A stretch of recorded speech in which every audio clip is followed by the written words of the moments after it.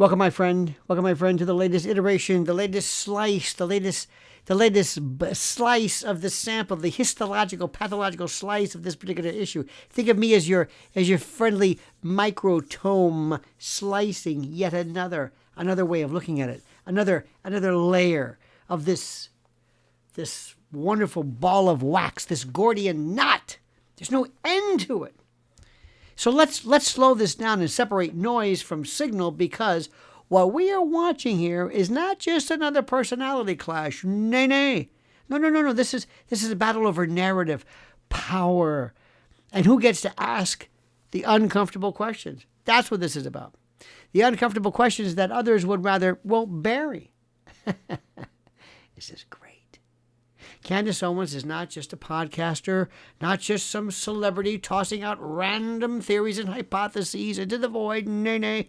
She is one of the few figures, one of the only, willing to talk straight into the fog and say, wait a second, hold it. Something here doesn't add up. Something here is not right. There's something rotten in Denmark. Wake up and smell the coffee.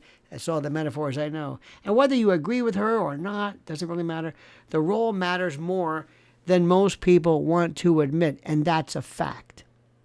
I want you to start with the basics, the rudiments, the abecedarian framing, shall we?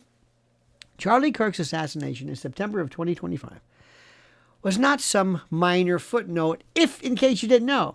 It was a seismic event inside conservative politics and world geopolitical issues. The founder of Turning Point USA, major influence among young conservatives, and suddenly he is gone instantaneously in a violent act that still leaves more questions than answers.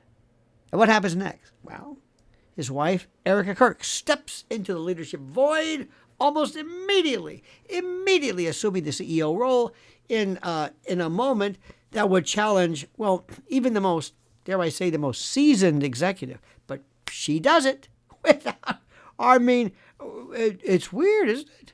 Now pause right there. Pause. Hit the pause button. In any other context, that transition alone would trigger intense scrutiny. Not accusations, not conclusions, not questions. Who's stepping in?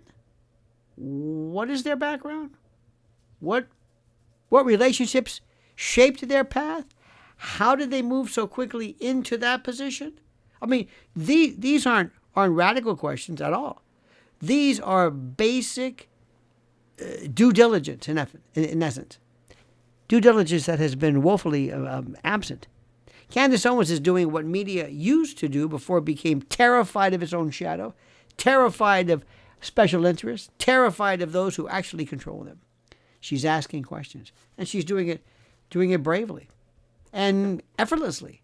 And the controversy over her mention of Kanye West, or Ye, is a perfect example of how quickly legitimate curiosity gets reframed as something sinister. Candace pointed to recently to a known documented moment. In 2018, Charlie Kirk, Candace Owens, and Kanye met. This is according to Candace. And that's not speculation, that is fact. And there is footage, and there is a paper trail, and receipts, and all that kind of stuff. And that meeting existed, and it mattered because it connected cultural influence with political organization in a way that had never been, had never happened before. It's fascinating. So when Owens raises the possibility that overlapping circles and relationships or introductions may have played a role in how Charlie and Erika met, the immediate reaction from critics is not to explore the question. Oh, no. It's to shut it down, per usual. Why? Good question. Because asking how people meet, who introduces them, and what networks connect them is not conspiracy thinking at all. It's how real-world power operates. Because relationships are currency, and introductions and the like are gateways, entrees. Entire careers are built on who knows whom and when. Obvious. Erika Kirk herself. Erika Kirk has said that she met Charlie in 2018 during what was, depending upon the iteration or the version you want to believe in, but what was supposed to be a job interview that turned into something a little more personal. I mean, that's her account, and it may very well be accurate. Who knows? What do I know? But that doesn't make it illegitimate to ask what broader context surrounded that meeting. I mean, who was in those circles at the time? Remember? Who? What events or introductions brought these individuals into proximity? Think about that. And also, interesting to note, Candace Owens is not inventing the existence of that ecosystem. She was part of it, front and center. And that, my friend, that is where this gets uncomfortable for some people. Very uncomfortable. Because Candace Owens is not an outsider speculating from a distance. She was inside Turning Point USA. She was present and accounted for at the 2018 meeting with Kanye West and Charlie Kirk. How can that be? She understands. She understands the intricacies, the personalities, the dynamics, and the way influence flows in that space. When someone with that level of proximity raises questions, dismissing them outright is not skepticism. It's avoidance. Sound familiar? Critics point out that Owens has made broader claims in the past, including, among other things, references to Epstein or foreign involvement without evidence and that sort of thing. Fine. Those claims deserve scrutiny. Absolutely. And evidence should always be demanded. But notice the tactic. Instead of engaging with the specific questions she is raising now, instead of that, her adversaries lump everything together, label a conspiracy, and then move on. See how that works? See, that's not analysis. I think you know that. That is narrative control, narrative manipulation, narrative authorship. Now, it's time for us to realize something. It's time for us to talk about the Kanye West angle because that is where much of the mockery is aimed. You see, the idea that Ye, they call him Ye, the idea that Ye somehow played a role in connecting people or influencing relationships, that sounds maybe to some outlandish on its face. But step back. Kanye West at that time was not just a musician. He was actively, critically, and seriously engaging with political figures. Appearing in the White House, he was meeting with conservative leaders, and becoming, interestingly enough, a bridge between entertainment culture and certain factions of such and political activism. That's what he was doing.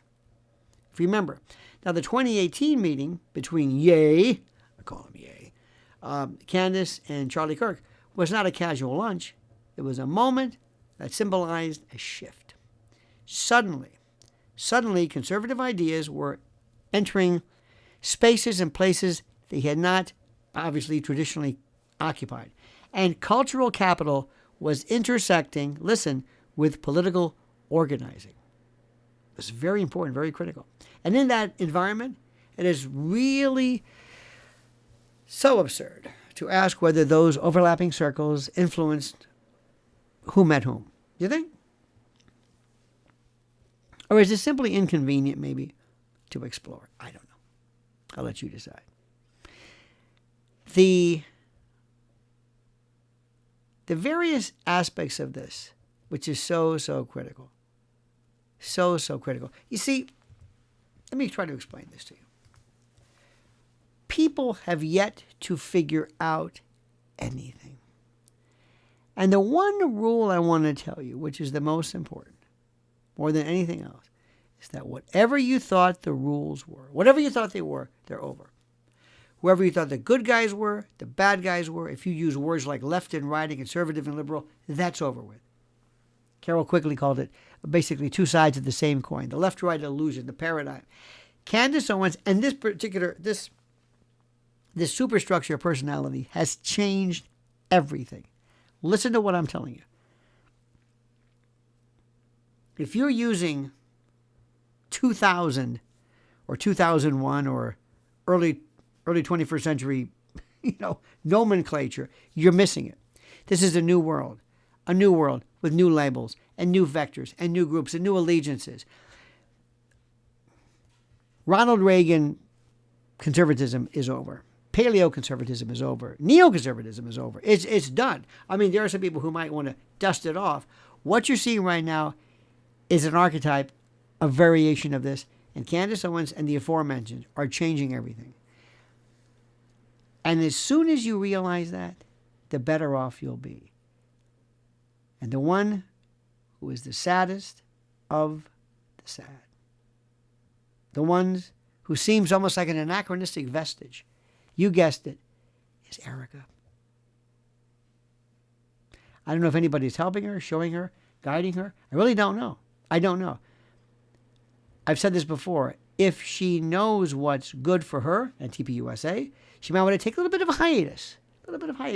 Just let everything kind of calm down and maybe focus on those matters which originally were the sole focus of TPUSA and Charlie. Beneficence, charity, philanthropy, and that sort of thing. And not this complete and total repetitive explication and expatiation of everything that she's about and the feelings she feels and the anger she feels. And nobody cares about that. It's over. The curtain has dropped. There's a new play. There's a new movie starting. There's a new version. Get with the program. Everything's changing right now drastically. And the people that you used to think about perhaps maybe negatively, or at least you were told to think negatively about, it's changing. Everything's changing. Does that make any sense? I hope so.